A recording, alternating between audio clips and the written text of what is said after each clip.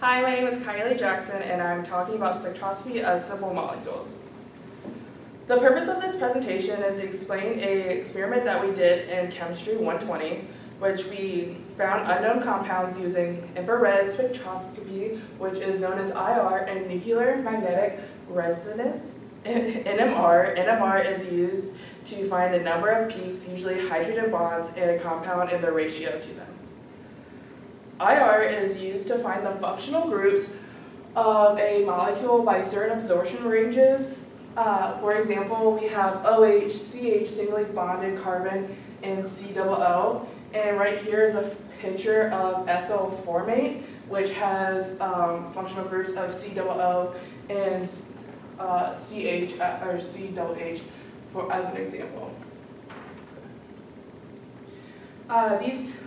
This table right here is an example of the functional groups that we used for our experiment. Each functional group has different absorption ranges, and the functional group OH ranges from 3,500 to 3,100, which has a very broad range.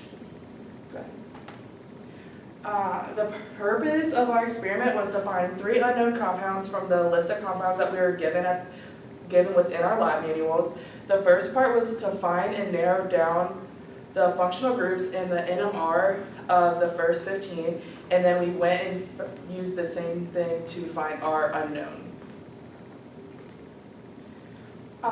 This is what we were given within our lab manual. Right here is a list of the molecules with the functional groups that I found, and then here is the number of peaks and the ratio areas that we use NMR to find.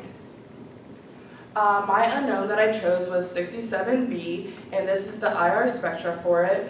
We have the biggest deaths for this were OH and CH singly bonded, because they are both within the numbers of the functional groups. I went to the list of the functional groups, of the first 15 functional groups that we had, and I found that methanol, ethanol, T-butanol, and 2-propanol had the OH and CH singly bonded carbon, so those could be my unknowns.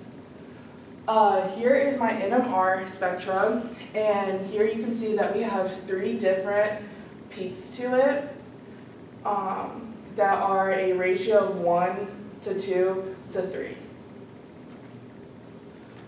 Here is the list of the 15 again. I went ahead and circled the first four ones.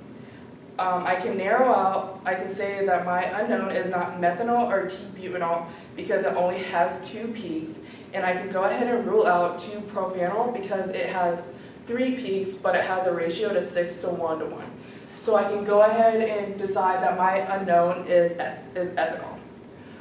This slide right here is just a summary of what I found. So I found the functional groups and the number of peaks and the ratio of it.